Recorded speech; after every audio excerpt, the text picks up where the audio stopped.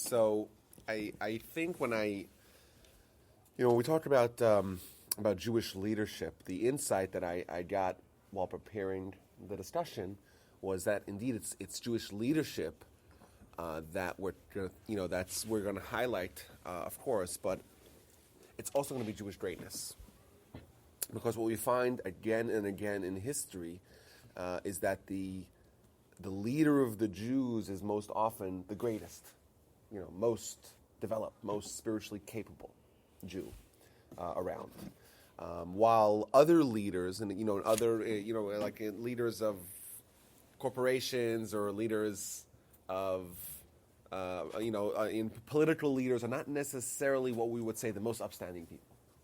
And what's interesting is that as in Jewish communities, there's been I don't know if it's an effort or a concentrated effort, or that's just the way it shook out, that the leader is most frequently the one who's most spiritually developed. So it's Jewish leadership, but it's really also Jewish greatness, and we'll see really why that's relevant to us, because you might say, "Hell, Rabbi, we're talking about Jewish leadership. What does that have to do with me? I'm a simple guy, right? I'm a follower." But we'll find that really the qualities that we find amongst the greatest Jewish leaders are qualities that we all have to strive to achieve ourselves. So if we were to make a poll of the greatest Jewish leader of all time, what would be your vote? Moses? Anyone who wants to disagree with that? People say Maimonides. Maimonides? Some of the commentators on the Bible. I don't mean, because they have a different kind of leadership, because they're explaining the Torah to But the he people. wasn't a leader of the whole. Maimonides I don't mean a leader. He was just in Israel or wherever he went back and forth. Okay, but he was a leader. No one can deny that. But everyone, you say no one's going to argue that. What you mean by leader? Leader in knowledge. Or, okay, fine. We could debate and discuss that. But it seems that people, whenever I ask this question, everyone seems to go with Moses. I think it's probably the right answer. And question number 2: if you were to highlight, peak Moses, like what's the highlight of his life? What's his grandest achievement? What's the one thing that Moshe's legacy is most well known for? He led the Jews out of Egypt into Israel. Okay, that's that's one good answer. What else? The Ten Commandments. Okay. the burning bush. Burning bush. A lot of things we would say. I would say probably gave us the Torah. Yes. So what could be more of a greater legacy than that? But that's part of this leading the Jews out. Okay, that's part of the whole episode. That's right. So listen to the Torah guys that I found here. We find the last 8 verses of the Torah talk about the death and the legacy of Moshe.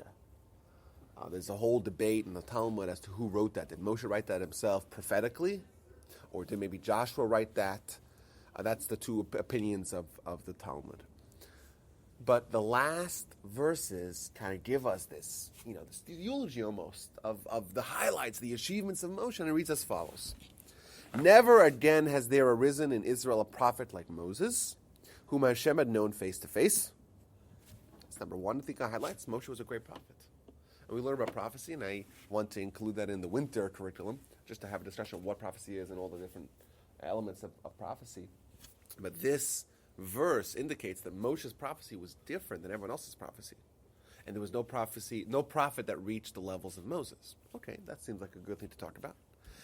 As evidenced by all the signs and wonders that Hashem sent him to perform in the land of Egypt, like what Bernie said, took us out of the land of Egypt, all the miracles, against Pharaoh and all his servants and all his land, and by all the strong hand and awesome power that Moses performed before the eyes of all of Israel, le'enei kol Yisrael. That's the last words of the Torah. Thus concludes the Torah. And what does this mean? So Rashi tells us what this means, that Moshe put Hashem face to face. How so? That Moshe could summon God. All the other prophets, if God spoke to them, great. Otherwise, they didn't have no prophecy. Moshe was able to summon prophecy. He was the only one who was able to do that. Okay? And what's this mighty hand that he got the 10 Commandments, like someone else said, gave us the Torah? And what is this awesome power? That's all the miracles that happened. He gave us water from the rock, and he gave us manna from heaven, and he split the sea, all the miracles. And then what's the last thing? Performed before the eyes of all of Israel? Says Rashi, what does that mean? It's that Moshe got inspired to break the tablets. Moshe comes down from the mountain 40 days later. He finds out the Almighty kind of foreshadows the fact that the people are sinning. He sees the revelry that's going on over there, and he takes the tablets that he's holding, right, from the handiwork of the Almighty, tablets that you can read the same thing on both sides, that the letters are floating in the air. He takes it, he smashes it. He grabs the golden calf and grinds it up into a fine dust, throws it in the water, gives the people a drink, and there's an outbreak of a plague, and 3,000 people die, and the Almighty says, let's destroy the Jewish people, we'll start from scratch, you'll be the new leader, forget about Abraham, Isaac, and Jacob, we'll start with just a new nation, Moses, you'll be, and he engages in prayer, back and forth, and these are all highlighted in the annals of the great prayers and all of history, and Moshe says, if you're not going to destroy the people, erase me from your book, and eventually, God finally accedes to Moshe's demands, and he forgives the people, and he gives them a new set of tablets. That's the story. What does it say? It says in the verse, when Moshe talks about the story, and he says, I broke them before your eyes. Thus, when it says over here that Moshe performed before the eyes of all of Israel, that's referring to when Moshe broke the tablets before their eyes. And concludes Rashi that the Almighty agreed to this decision, that he says that you broke, Yasher Kochacha Sheshibarta, thank you that you broke them. It seems like the very last thing that we're told about Moshe, like what is our, what thought should we take away with us? What's the most dynamic and transcendental episode of Moshe's life? That he broke the tablets. What's going on over here? Aren't there more impressive things that Moshe did? He gave us the Torah, split the sea. He broke the tablets. Why is that put on the pedestal as the greatest achievement of Moshe's life? Like, why is that the last thing that we're saying? Like, what's the last thing that we say from the Torah that Moshe broke it before the eyes of all of Israel?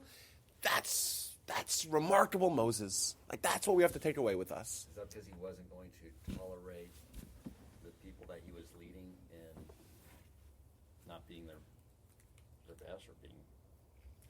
Well, I'm saying maybe. Well, he seems like he has an intolerance. He's resolute, if you will. Yeah. But that was also a major moral decision of his, taking the Jews out of Egypt, etc. That once God told him to do that, he kept sort of marching along. But this was his decision to do that. Mm-hmm. But also the fact that God split the sea, right? I mean, he didn't do it. And leading them out was really him bringing them out. Okay, but who's to say? So you're saying that?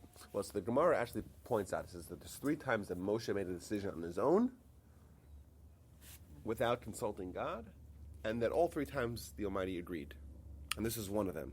So I think you're saying a good point. That may be the reason why this is so special. Yeah, of course, Moshe gave us the Torah and everything like that. He was a great prophet, but all that was done via God's intervention, so to speak. This is Moshe's own decision. I think that's a very valid point. That this is Moshe alone, and not via consulting with God. I think that's an interesting. But still, come on. The 10 Commandments at Mount Sinai, the most significant event in all of human history, the greatest prophet, and all our religion all stems from Mount Sinai. So yes, this is at Mount Sinai 40 days later, but this seems like it's ancillary, anecdote to the story that Moshe broke the tablets. Why is that highlighted? I think it's still a good question. That yes, it's his own decision, but is it so significant that it merits being placed, as the parting thought that we have with Moshe? I think it's still a good question. I agree that what you're saying is correct. It made all the people stand up and notice. So it was the drama. I mean, Maybe. I would say they were probably shocked to see him do that. yeah. Here they Written by the hand of God. Would him not- from God, and yeah. he just destroyed them. Showing the people, it seems like he lost his temper, and that Yeah, doesn't it seem was like that just doesn't seem like the anger. temperament for a leader. Well, who says he lost his anger? He lost his temper. I don't know, Yeah, there's he's trying someone slamming tablets on the ground, and sure wasn't smiling. He made a statement. Yeah, but we're- losing your temper be associated with being a leader? Yeah, but we don't find that he lost his Right. temper here. It means he's complimented. Losing your temper Not the only person. is one of the worst things you could do as a leader, I would argue. You think so? Yes, absolutely. But sometimes, like as a parent, I will feign raising my voice to get attention, and maybe that's what he was. It was a calculated thing of making a dramatic scene so they would to get their attention.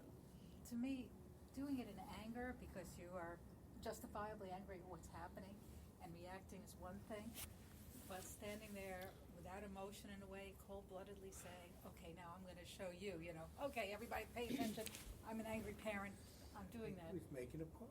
is making a point. Teach a But lesson. But It's- don't you think that splitting the sea was also making a point? Well, I don't think he did that. We say God did that. Okay, but Moshe's still the one who is Yeah, but it was all. performing it, even though it's the miracles done by the Almighty. But Moshe has significant achievements. He has a lot of accolades. He This also is the, was frustrated whenever the issue with the water from the rock, and he said, "Must I get the water from the rock?" yeah, but still extracting water from a rock is still a remarkable thing, right? Despite the fact that He maybe isn't the one that did it. Right. okay, God but even admonished him that he took credit for something he didn't do. okay. So this is the point that Debbie said that this was Moshe himself. I think it's still a good question. I think it's still a question that this is the most dramatic thing that Moshe did in his life.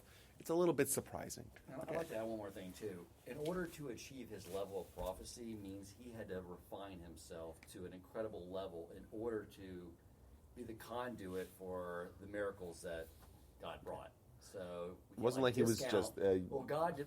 dumb he would have been pipes. a conduit to allow that to happen without That's the right. refinement he made in himself. That's right. But one of the commentaries actually says that when he came down and he saw the golden calf, his arms weakened and he dropped them. He didn't break them. Okay, fine. Did he drop him or So- did he break him? No, Well- according to that commentary, his arms weakened and he dropped them. Oh, so it was an accident. Well, no, it's Well, that's what.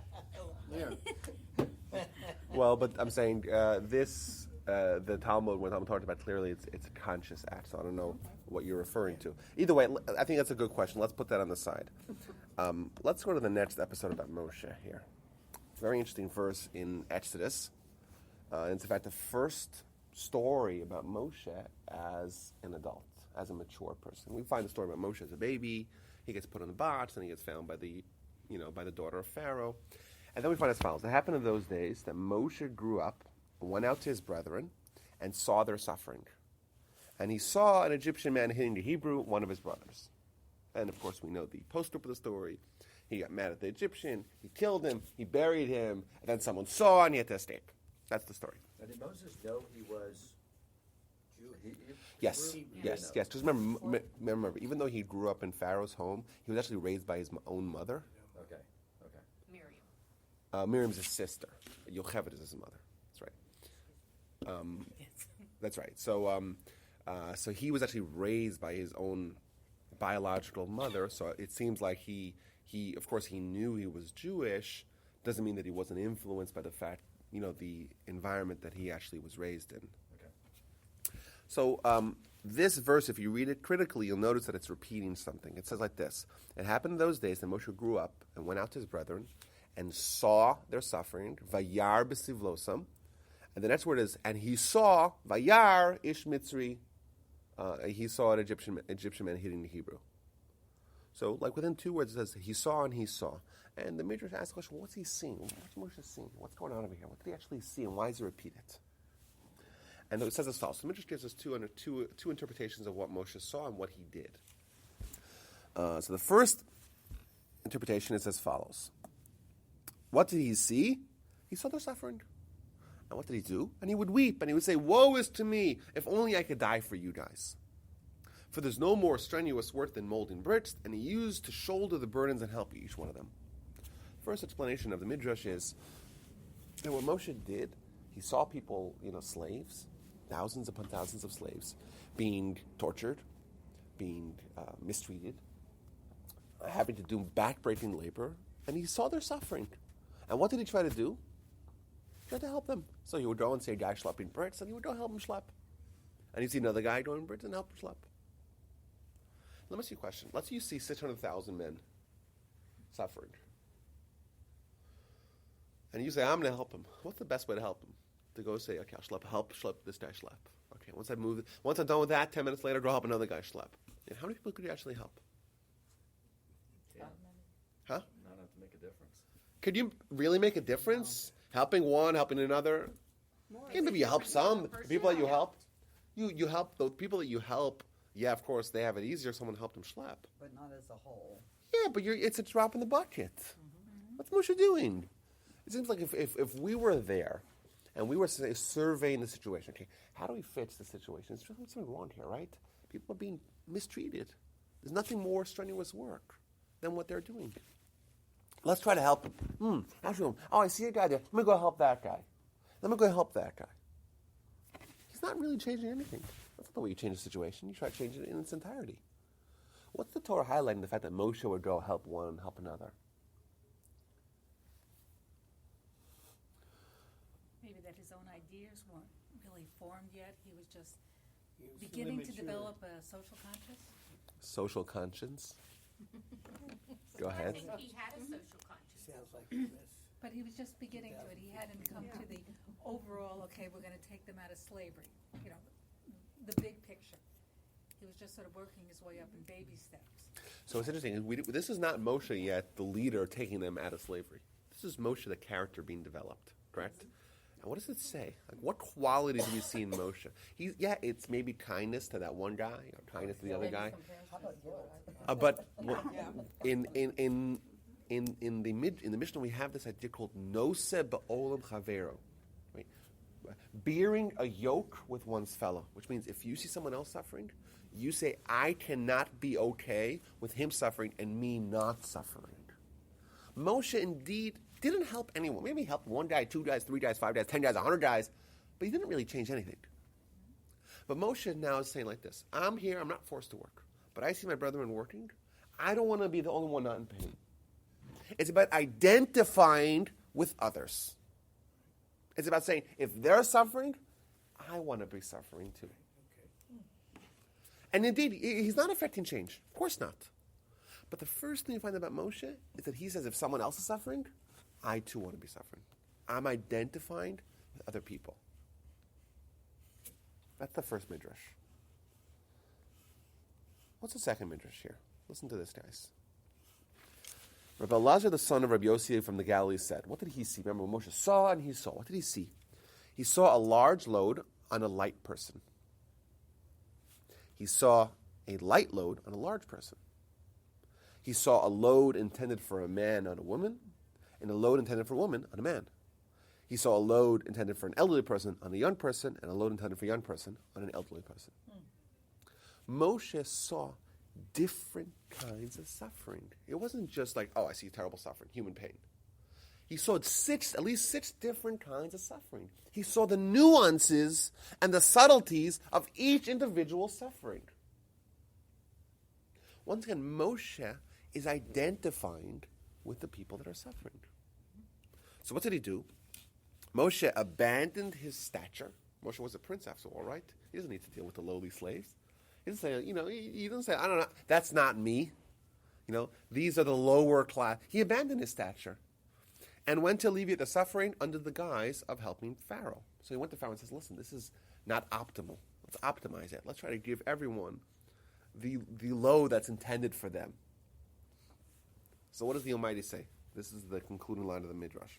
The Almighty says, you set aside your dealings and went to witness the plight of Israel and treated them like brothers. I, the Almighty, will set aside the lofty matters and talk to you. It seems like this story, this episode, is the reason why Moshe was chosen to be the leader. He could have said, I'm higher than these people. And he set aside his dealings and talked to them, and alleviated the suffering and engaged with the people that were below him, so to speak. God says, I too will abandon those high things and talk to you. What's the theme here? What did Moshe see? What's the first quality that we find about Moshe? He notices the suffering. He sees. But there's seeing and there's really understanding what someone else is going through. You could see someone suffering, but not actually get into the nitty-gritty. Why is this person suffering? Well, this is a small person carrying a heavy load. Like that's a personalized suffering.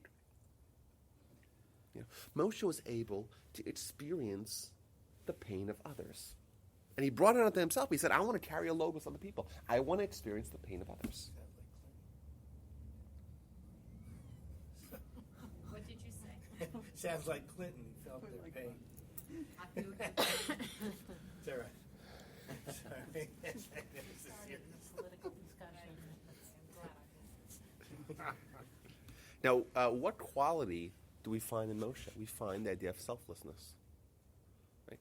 Most of us, we start off life being selfish. Right? We feel our pain. We don't feel our fellow's pain. Right? We feel our pain as a baby. We don't feel our mom's pain. Right? As babies.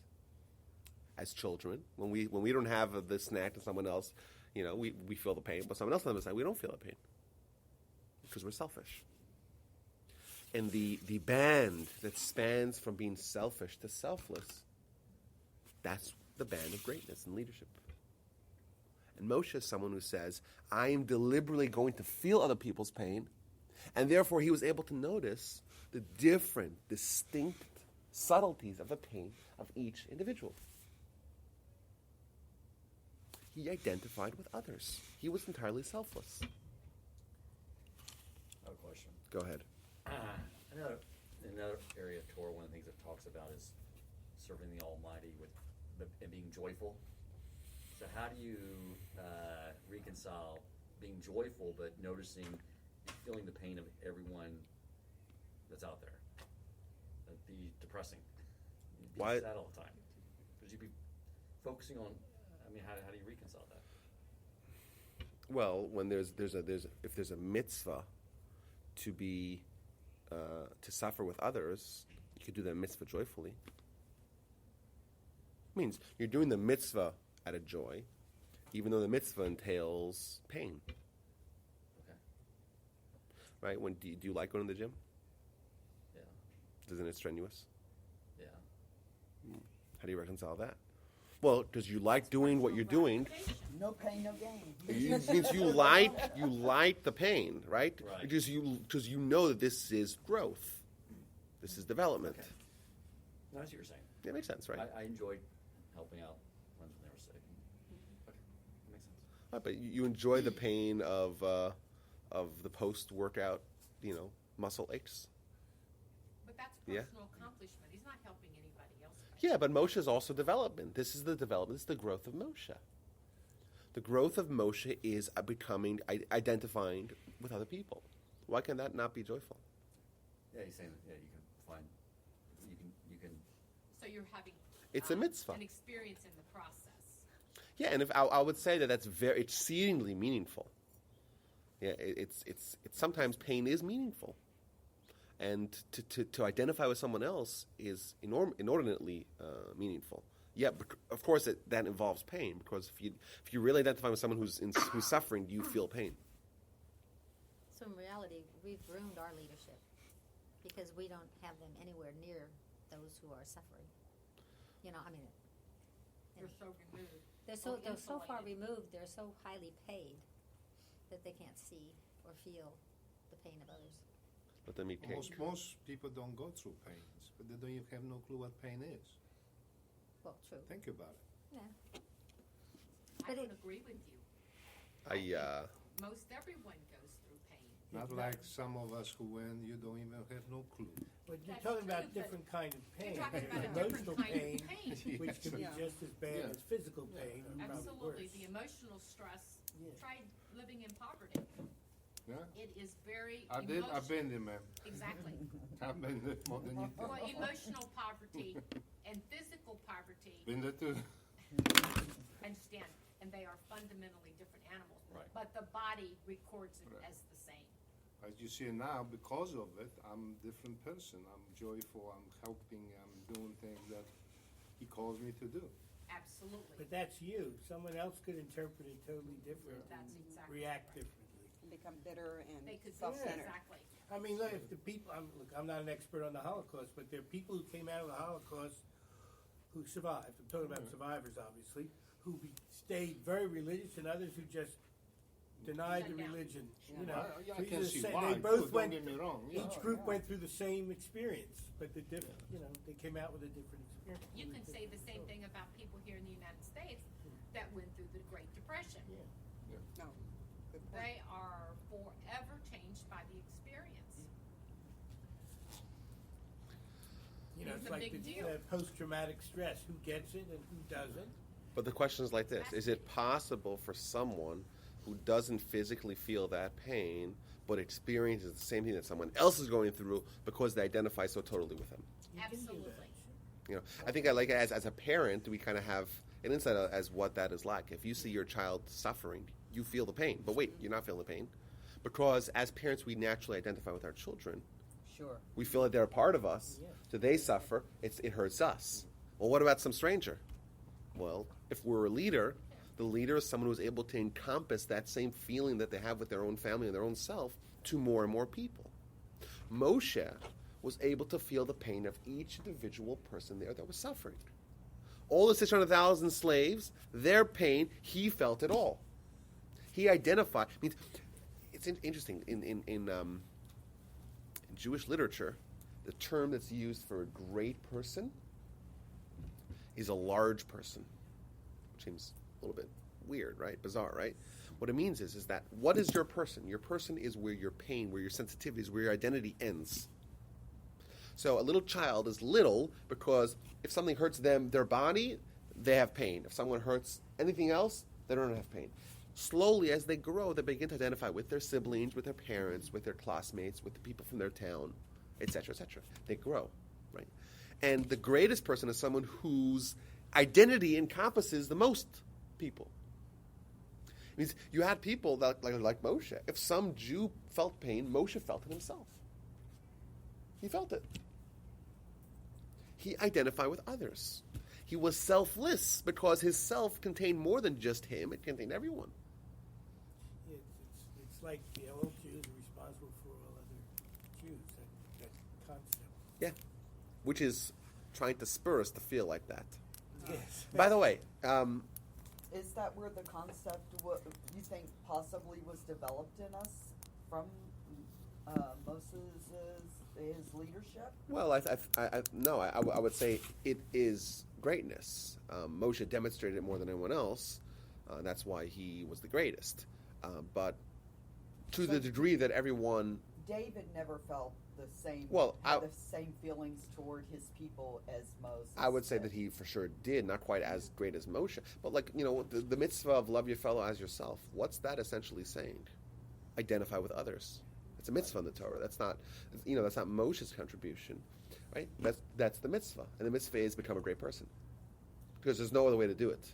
There's no other way to love others as much as you love yourself without identifying with others, expanding your identity to incorporate the others. So I think that, I think the Midrash is also helping us with the starting point. How do you start? Like, if I want to identify with other people, how do I start? The first thing is it's with the vision. You see. And when you see, there's seeing on the surface, and then there's really understanding, really seeing, right? Having the vision that the great visionaries have. Because they actually notice what someone's going through. And that attitude of trying to really understand what everyone else is going through, that breaks us out of our little cocoon that we start off life in. We start off life being totally insular, focusing on ourselves only. Our life ends where our shirts end. And comes along greatness and forces us to look at other people and see what they're going through, thus expanding and breaking out of the limitations that we start off life with.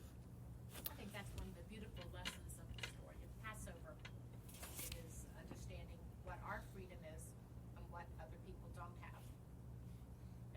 And when we can understand what someone else is lacking that we need. We understand, we feel it. Absolutely. We suffer. That's right. Now, I had some interesting little observation. Like Moshe's first encounter with prophecy. So the burning bush was mentioned. So he has the burning bush. What does God tell? First thing God tells him, Take off your shoes. take off your shoes. So I had a little acute thought, like, what does it mean? We would say to walk a mile in someone else's shoes. How would that feel, by the way? I don't try wearing other people's shoes. Like the shoes kind of mold around your feet, and it feels kind of odd wearing someone else's. Even if it's the same size, it like feels weird, right? Because, Molded to their. it's been molded, exactly. And I would make the argument that the comfort that we have with our own shoes kind of mirrors the idea of the comfort we have with our own experiences. And God tells Moshe, I want you to take off your shoes. You should realize that the reason why you were chosen for greatness is because you lived in other people's shoes. You weren't wearing your own shoes. That's the secret of why I'm giving this prophecy to you. This is why I'm abandoning the higher, lofty realms, and I'm talking to you. What's Moshe's greatest quality?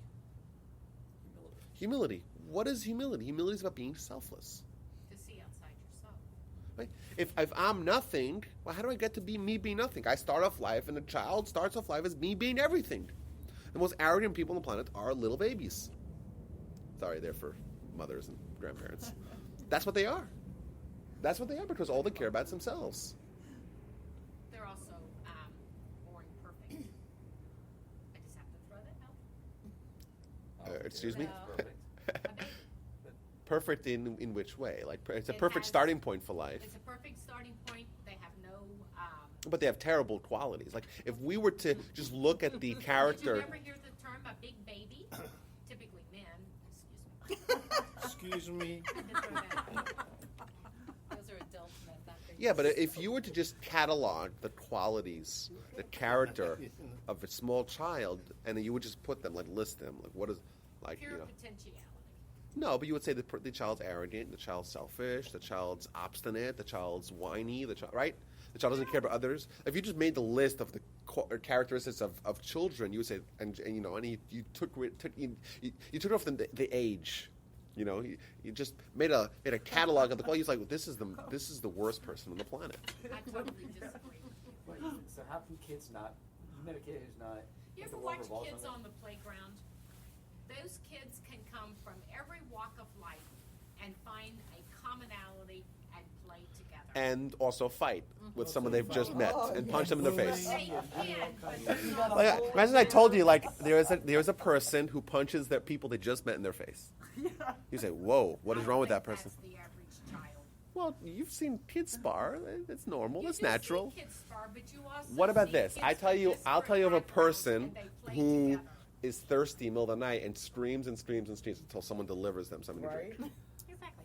When they can That's get- only because That's they've every already child. had the experience That's that every it's going child. to happen for them. Not to mention all No. the Oh, yeah, even day one. to take care Yeah, of. they can't. They don't have the ability to get it. I'm not arguing with it. I'm not trying to change it. I'm just saying that that's the way they start off life. I once told my daughter-in-law when the baby was Tabula little rasa. that the baby would be perfectly happy as long as he gets everything he wants the minute he wants. Exactly. So that is not necessarily sterling character. It's not. But that's why we start off life imperfect, and we're trying to perfect that. But humility is where someone disassociates from that kind of selfish attitude. When they become selfless, that is what humility is. Moshe says I'm nothing. Why I'm nothing? Because I'm everyone else. I'm not me, I'm everyone else. Identifying with others. May I ask a story? Go ahead. We're talking about the bricks and stuff. Yes. We always learned that the Jews built the pyramids, but they did not. Well, who said we always learned that? I learned it. If you look at the pictures in the Jewish books that you have in the history of Jews, you'd see these. I don't believe there's any source for that, so I don't know Maybe why. there's no source, but I would say. I mean, that's the way I learned. The Jews Right. built the pyramids, but they didn't. Maybe in like public school we learned that, Public school, yeah, but I. Apparently we used it. Apparently it was. No. I'm in saying. Exodus when we used to learn about Passover. Okay, but why are you saying no? No, they didn't. Why? Well, that's the What's your history source? I shows thought. I that thought they that. didn't. I thought they built it to store grain. Yeah, right. Who's that, Carson? Ben Yeah, Carson? but that would be a couple hundred years earlier with Joseph. Yes. Listen, we don't know what exactly they built because it doesn't say it in the Torah. If there was a source that says that they built the, if there was a source in somewhere in the Talmud or in the Midrash that says they built the pyramids, that would be different. But I don't believe there is. So maybe the pyramids preceded it. So But So what? also the- Doesn't mean that they weren't The enslaved. Egyptians built those pyramids It's by just our vision. conscripting the population for periods of time. So if the Jews were living there at that time, No, but the thing is, pyramids were built, they wouldn't be part it of the seems biblical likely story. that they were built a couple hundred years prior.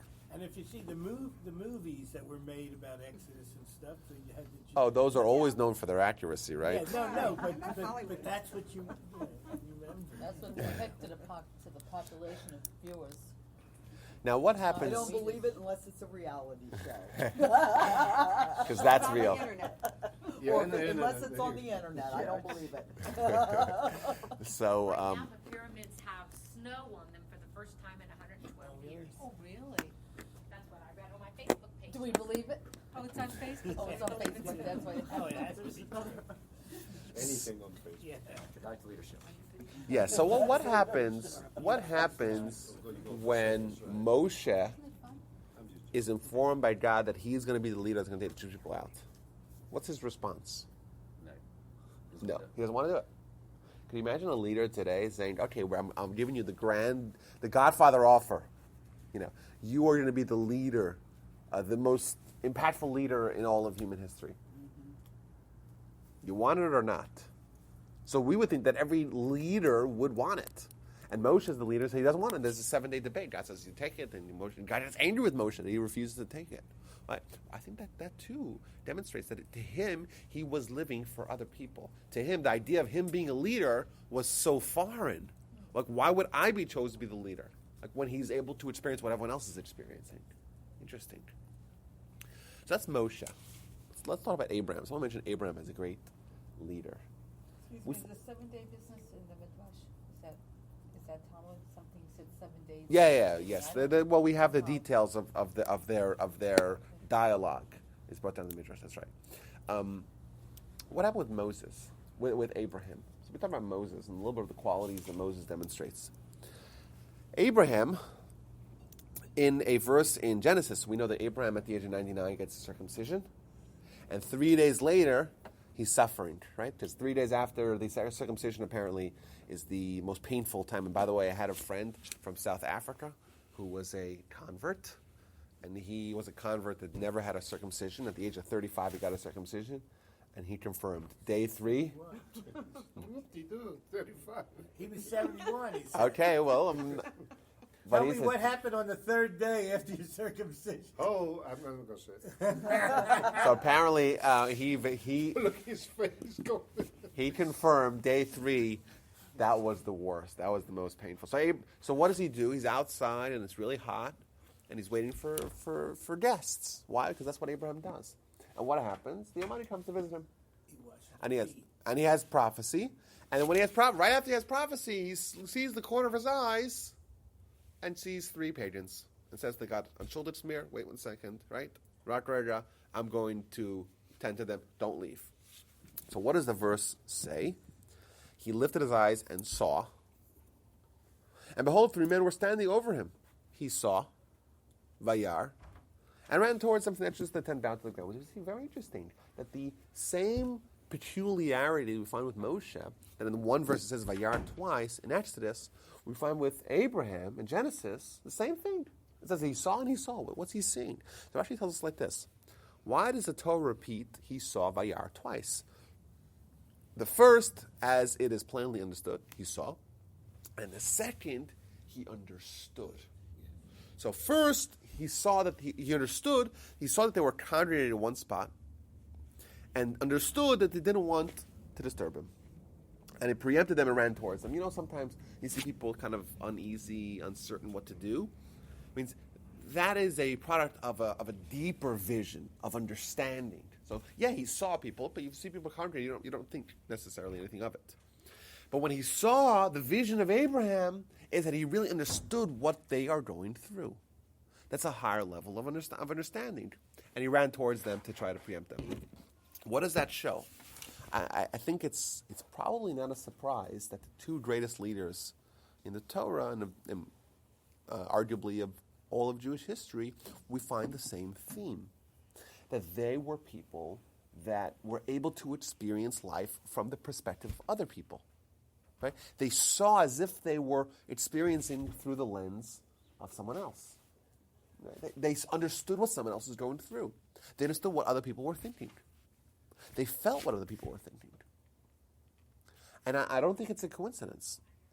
Perhaps we can say that Jewish leadership is about being selfless. It's about experiencing what other people are experiencing, seeing the world from other people's perspectives, being empathetic, right? Feeling what other people are feeling. What's the ultimate act of selflessness in Moshe's life? What's the act where he rejected his own personal standing, his own personal greatness and achievement for the benefit of others? Arguably, that would be breaking the tablets. What happened to Moshe? What did he do? He goes up to the heaven, right? He experiences prophecy alongside the Jewish people. The Jewish people all hear that Moshe is beckoned up to the mountain. He disappears up to the mountain. He's gone. Later on, he tells us, as we know, but he actually connects the dots for us. 2 times he tells us that he didn't eat or drink for 40 days. I don't know how he did that. Remarkable. He goes, and the Talmud tells us that he's negotiating with angels. Imagine some negotiating. He comes down with a spiritual representation of Torah to the physical world. He has these tablets that are written by God, and it's miraculous because you can read the same thing from both sides. That doesn't work, and the letters are floating in the air.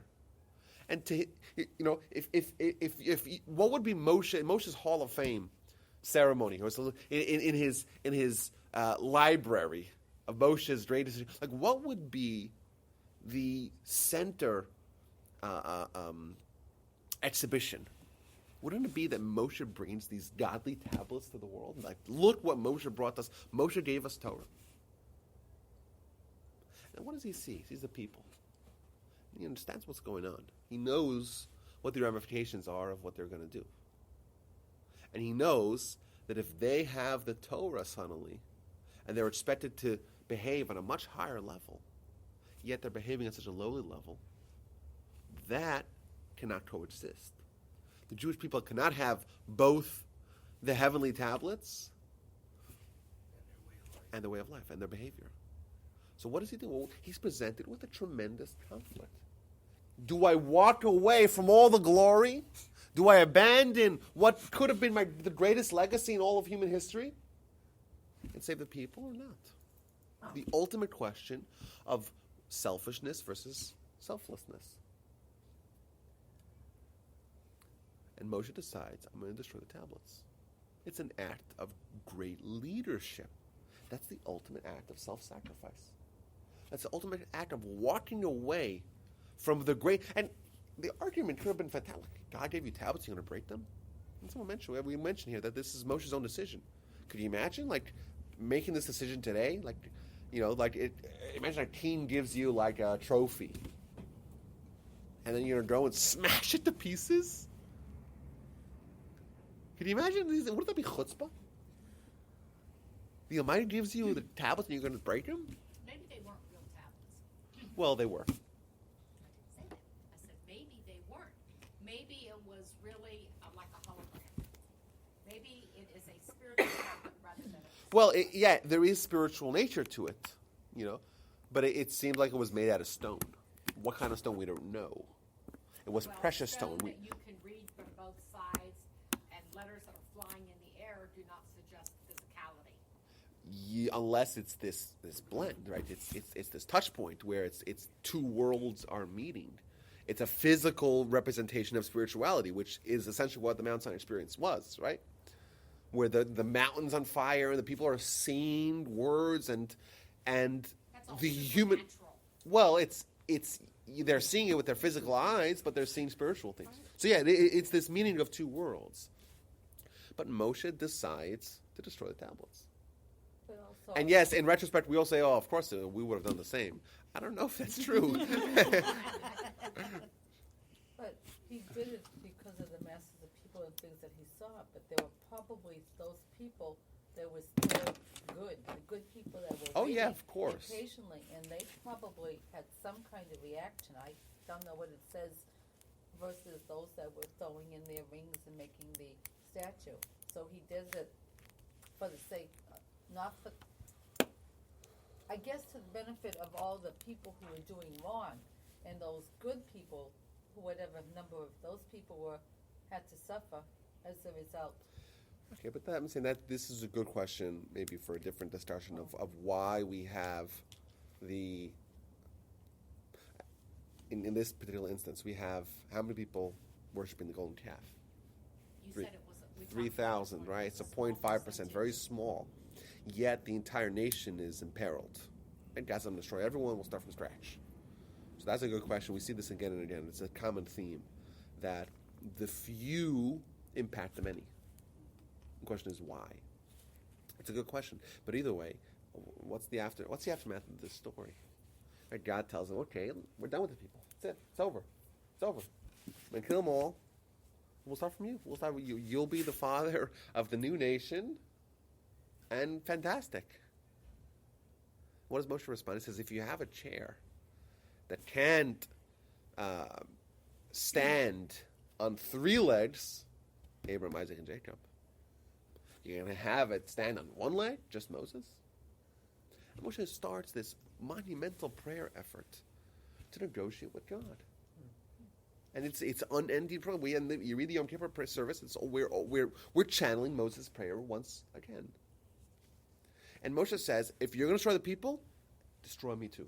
I'm going down with them. Erase me from your book. Selflessness. Again and again, we see that with Moshe. The Jews go down, I go with them. Identifying with the people. That's Moshe's greatest quality. And by the way, there's more stories of this. We know the story of Moshe and the daughters of Jethro, of Yisro, right? He identifies with their suffering, right? There's a story with Moshe and a random sheep, right? Random little sheep runs away, and how he identifies with the pain of even the sheep. We have Moshe looking for a successor. What do you look for? Moshe realizes he's about to die, and he says to the Almighty, he says, let's find a successor. Right? What's he looking for?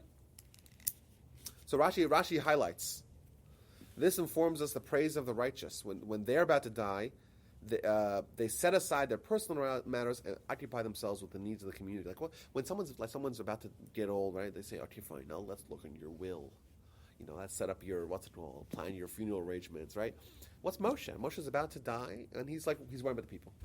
An example, right? Let's point a leader. What kind of leader do we want for the people?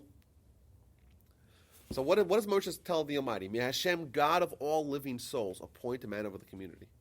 Why does it say God of all living souls? Says Rashi. Moshe said to God, you're the God of all living souls.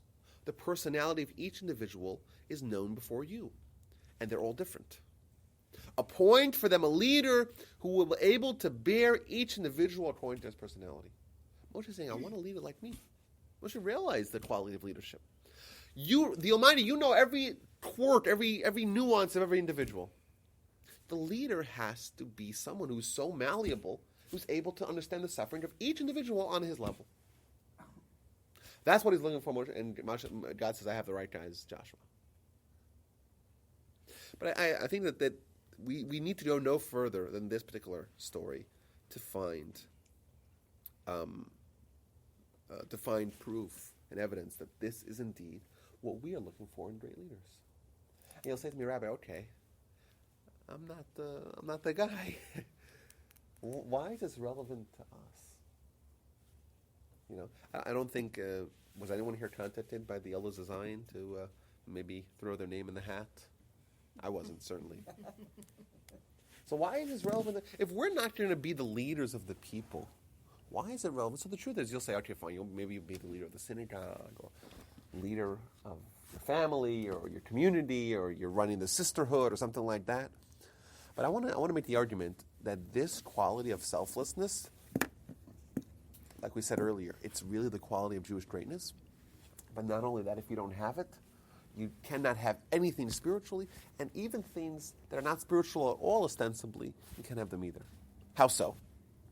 So first of all, let's start with the most debatable of my arguments. And that is that as Jews, we're all leaders. What does it mean to be chosen people? What does it mean? It means we're chosen to be the leaders. We're chosen to be the ones that are going to influence the world. As a Jew, my responsibility is to lead or to assist in a national mission of leading the world to Tikkun Olam. I got to be a leader. It's an arguable point. Okay, fine. Well, what about in reality? So I think in interpersonal relationships, this is critical. In marriage, you cannot have it. A good marriage, that is, without this. And what's the difference, by the way? Well, let's use it as a modern-day example. I thought about this over the weekend. I was once by my uncle, who's a very prestigious Torah scholar in New York, and he was making a coffee. And he asked his wife, should I make you a coffee as well? Which is a very nice thing to do, no? And he said to me, that's not kindness. Why not? Obligation. No, but more than that. It's a deep insight here. He's like, that's not kindness. Why? Because I want a coffee for myself. He was already making it for himself. Right? So therefore, only then do I get awakened, okay, who else needs a drink, right? Right. That's still an example of selfishness. I mean, yes, it's still much better than the alternative. It's still kindness, I would say. But the ultimate is to actually know what someone else needs when you don't need that at all. Right. So you're not aroused. You're not aroused from your own personal experiences, just from what someone else needs and someone else feels. That compels you to go try to find a solution. Yeah, like Mom, you look like you need a good, I don't know, say she likes cocoa or something. It looks like you need a drink now. You just look tired and haggard. I'll go make you a drink. Okay. At the same time, She added that.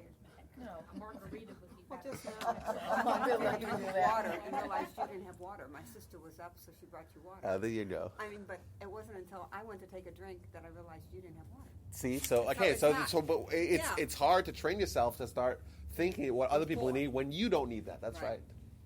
So what do you guys think? Jason and Joy, let's talk about marriage. So first of all, what do we have? The first episode we have in the Torah of spouse selection. Right, Eliezer, the servant of Abraham.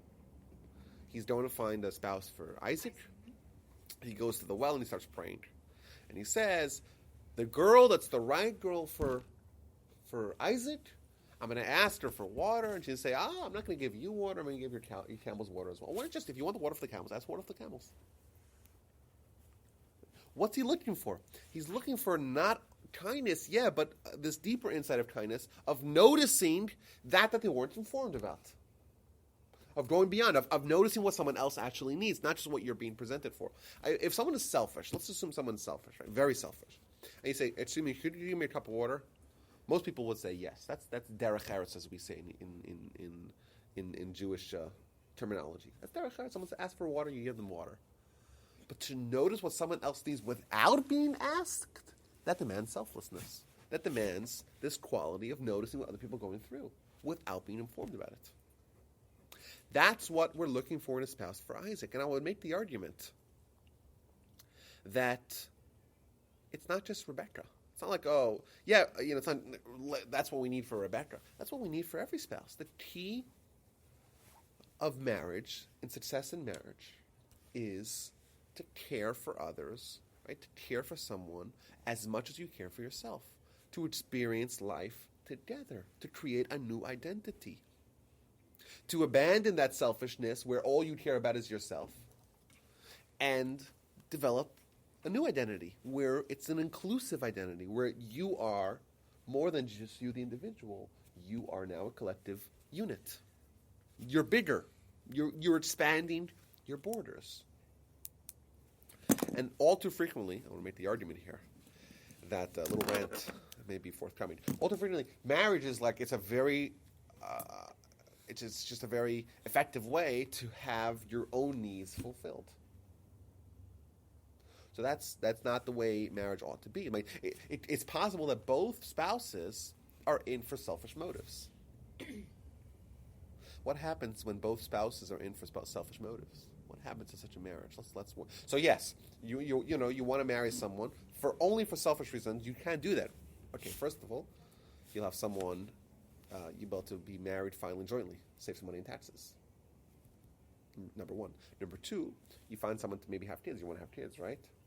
Number three, you find someone to fulfill your needs, your physical needs, right?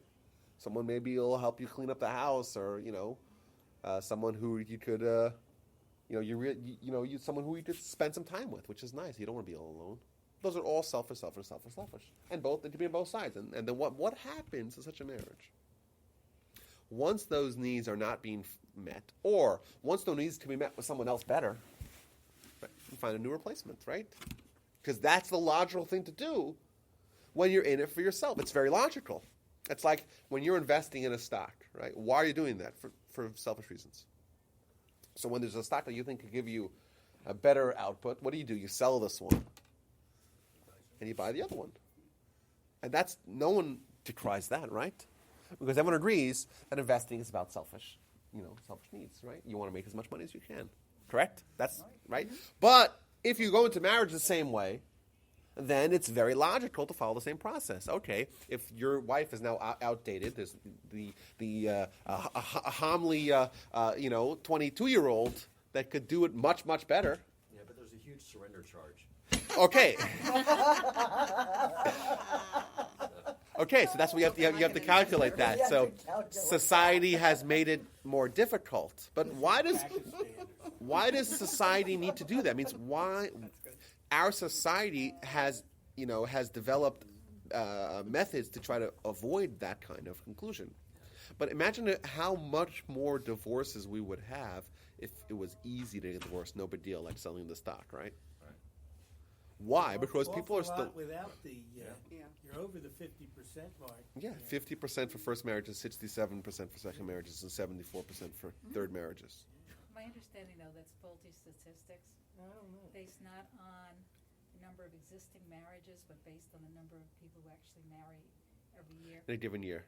Yeah. Right, So because the we statistics really don't work that that's way. well, I think actually it'll be even worse, because if there's an accelerated divorce, then the marriages that happened prior are less likely to result in divorce. Thus, if there's more divorces today than there are, or there's 67% divorces per 100% marriages, then that number's likely to increase.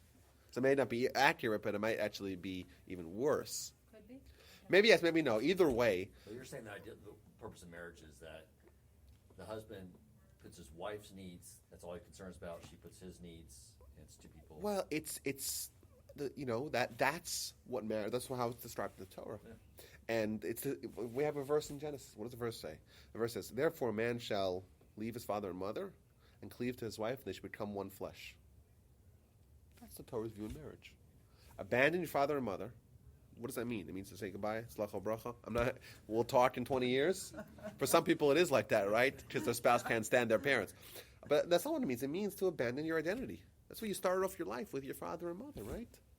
You got to abandon that. You got to break the cocoon. And you have to cleave to your wife and create one new identity. What happens when your leg hurts? Do you amputate it? Why not? Because it's your leg. What happens if your wife gets you upset? Do you amputate it? No, it's your wife. It's like your leg. That's what it's like. And that's the attitude. But we have to understand that if a marriage is taken for selfish reasons, or I don't want to say that, if a marriage is, if the attitude the couple has in marriage is all about selfishness, it's only logical to look for an upgrade. It makes a lot of sense what people do. If you're in it it means if your attitude is all about being selfish, that's what is appropriate for you to do when you find a replacement. It's like, when you get a new phone, like, why are you what's wrong with your old phone? It still works, right? Yeah, but there's new features in the new ones, right? Right. So, why? Maybe I should do something with my hair then, now that you said it. No, but why is our society? Why is our society? No, but our society has nothing wrong with people getting a new phone every 6 months, every year, because we understand that that's selfish. But our society collectively understands is that marriage ought not work the same way, because it's about developing who you are, expanding who you are. Just like let's see your kids get you mad. You scrap them and get new kids. Tempting. But we never really consider that. Why don't we ever consider that? Because we innately feel our connection, our identity with our kids. Marriage is about creating that same feeling towards one's spouse as naturally we have with our own children. That's what it's about. So yes, your kids may get you upset, but they're still your kids. You might want to smack them and beat them up. You might want to. Not encouraging that, but you might want to do that. But no matter how bad they are, they're still your children. Right? With our spouse, we have to develop. That's what marriage is about. It's about developing that attitude towards your spouse. I had a student of mine who called me distraught. She's just gotten married a couple of months prior, and she said that her new husband was also who they met in a torch setting, and they.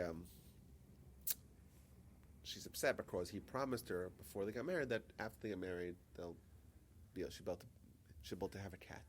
You told us. Am I telling the story? Okay, great. So you know the story. No. Okay, so I'll tell the story again. Yes, Yeah, a few I of us don't missed remember it, sorry. Great, we're listening. So, and to her, the thought of living life without her cat is absolutely devastating. She's like, I don't know if I can stay married to him. So what does this tell me? I'm not trying to. I don't know what happened before the marriage. I don't know what, he decide. She's like, now he decides he doesn't like cats, but he told me before, and of course I love cats. No problem having as many cats as you want. So to me, this is an example. I think I'm saying I hope it would change, but to me, this is like, okay, he's in it for selfish reasons. She's in it for selfish reasons. So to him, it's like she wants a cat, but I don't want a cat, so no cat. And to her, she's like, I want a cat. He doesn't want a cat. Yes, cat. What's the even solution to that? If she says, I put his needs first, he doesn't want a cat. And he says, I'm going to put her needs first, and she does want a cat. That's the word compromise. You give one thing for the other thing. Whatever else he wants. And keep a tally, huh? Yeah. No, you don't have to keep a tally, but at least, well, Well, what happened last time? Someone's got to keep score, right? yeah, You of doubt course. his sincerity, because before they were married, Oh, when yeah, he was absolutely. trying to woo her. So you're saying they should get divorced over this cat? No. I just said you What doubt I'm his saying is like They got this. married to begin with. What I'm saying is like this. I want to hear from her, Yeah. his perspective. Yeah. I want to hear from him, her perspective. Let that be part of the dialogue. That should be part of the conversation.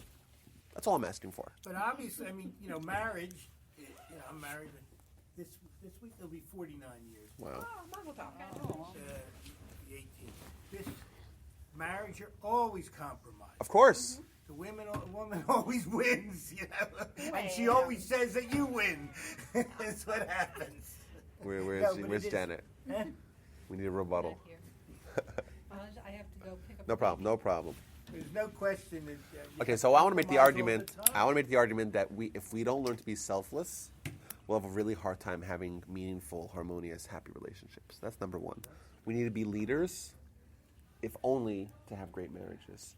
Number two, we cannot have faith of any sort unless we have the same quality of selflessness. How so? So we find in the Talmud, no problem. We find in the Talmud that Talmud says if someone has kindness, they're certainly going to have fear of heaven. What does kindness have to do with fear in heaven? Number one. Number two, we find about Abraham, we know Abraham's most significant contribution has been monotheism. Correct? Yet when you open the Torah, it's all about Abraham, the kindness. Abraham, the paragon of kindness.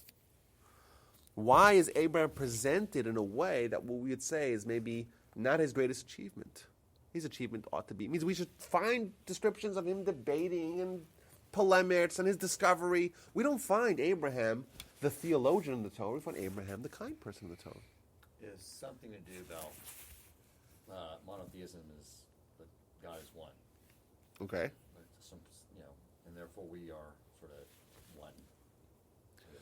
Okay, but From the say that in terms that actually makes, Yeah, I think you might be right.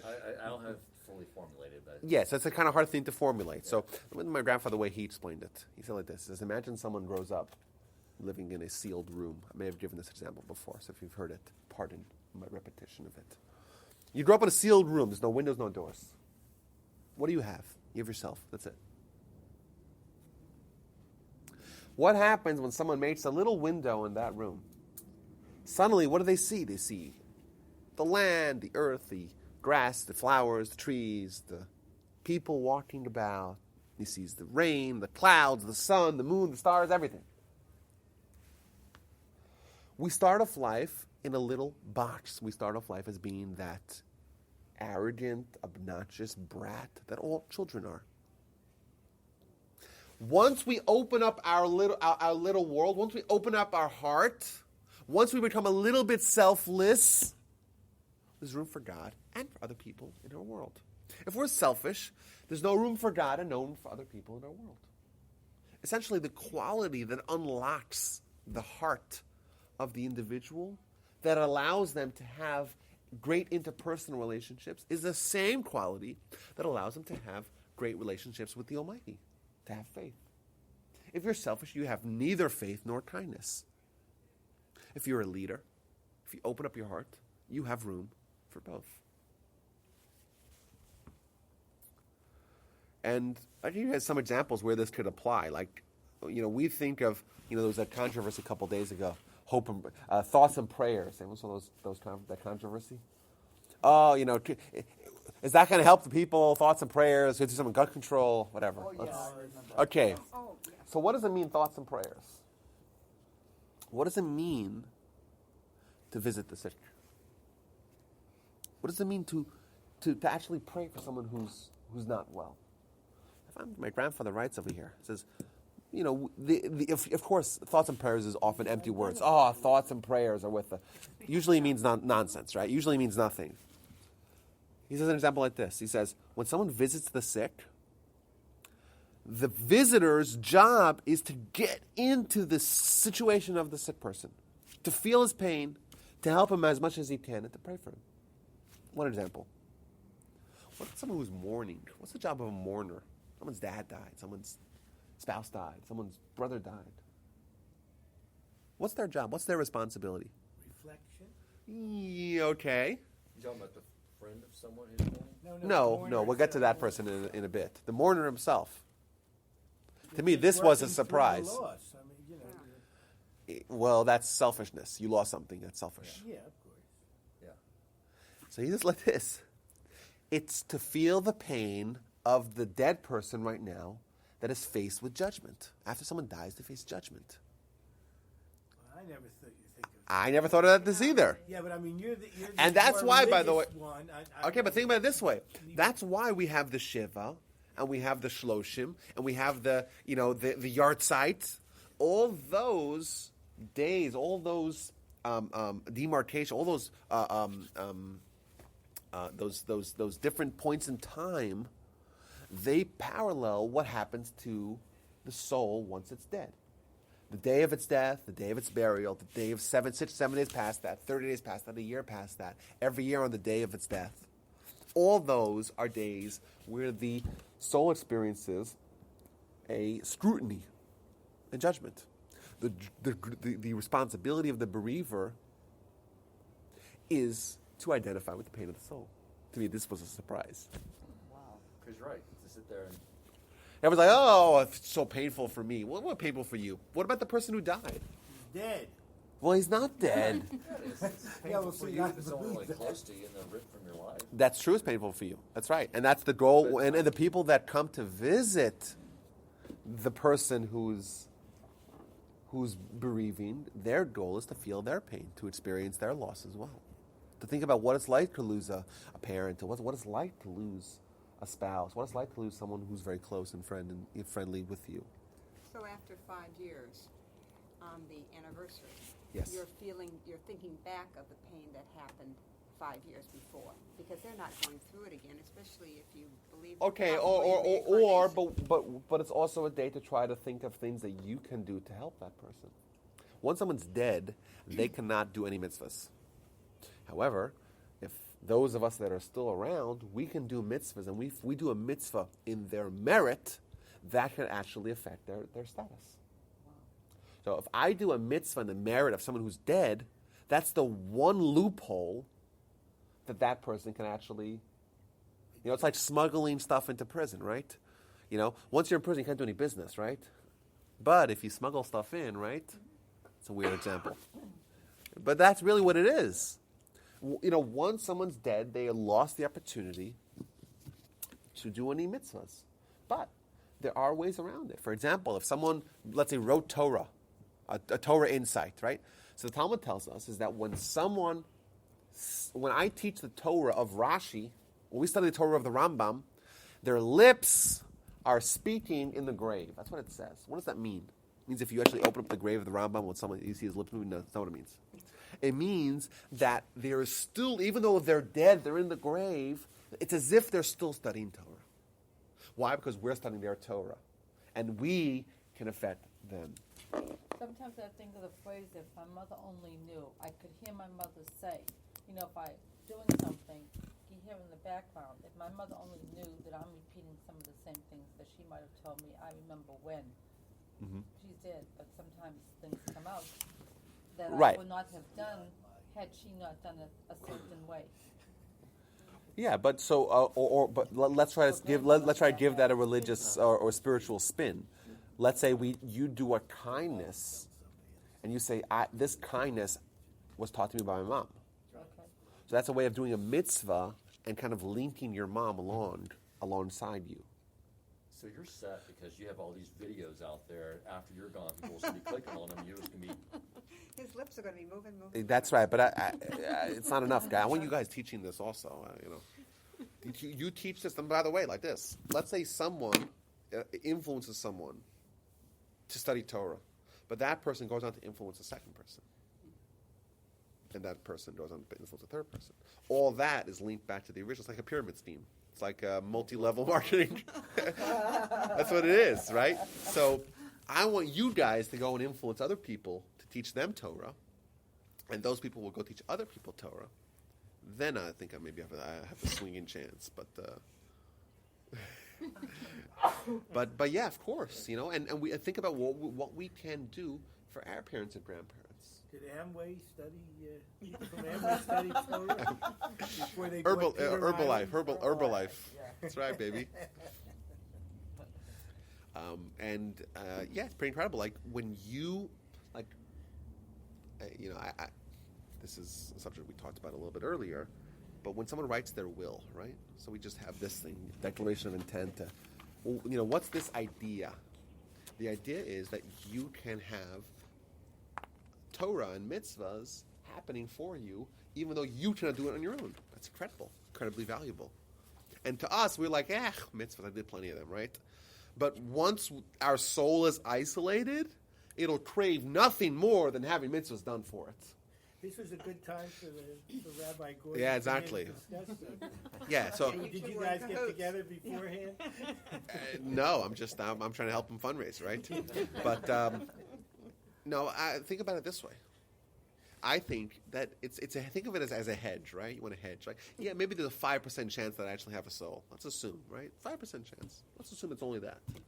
And there's only a 1% chance that if I have a soul, the soul will crave nothing more than mitzvahs. To me, I think the number is much higher. I'm going 100% on the soul, and 100%. I'm confident that our soul wants nothing more than mitzvahs and Torah, and we have one. I'm sure about that. But let's assume it's only 5%, 1%, and 5%. So that's what a 0.05% chance.